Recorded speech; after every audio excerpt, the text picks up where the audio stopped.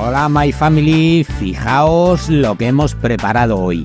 Leche asada, un auténtico manjar de dioses. Así que si os apetece ver cómo la hemos hecho, acompañarme y empezamos.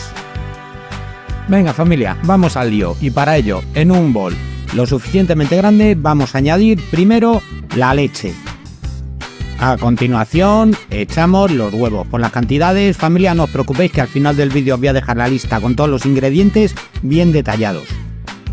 Ahora echamos el azúcar, echamos el café soluble. Este paso, si os lo queréis saltar, no pasa nada. Yo se lo echo porque le da un toque muy rico. Pero bueno, eso ya como queráis. Bueno, metemos la batidora, ponemos rock and roll y le damos caña hasta que obtengamos una crema lisa y sin ningún grumo. Venga, vamos a darle.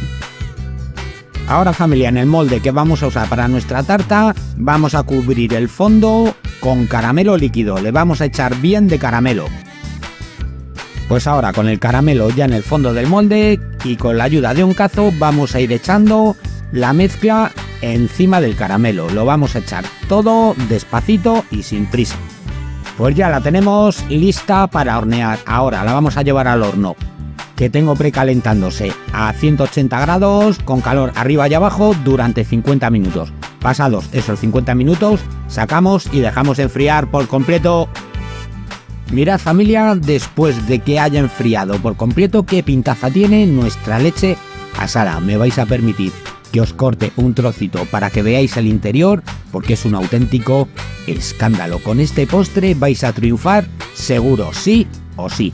A ver, que voy a meter la espátula y os lo voy a enseñar. Esto es una auténtica locura. Mirad familia, ¡guau! Una pasada ahí con su salsita de caramelo.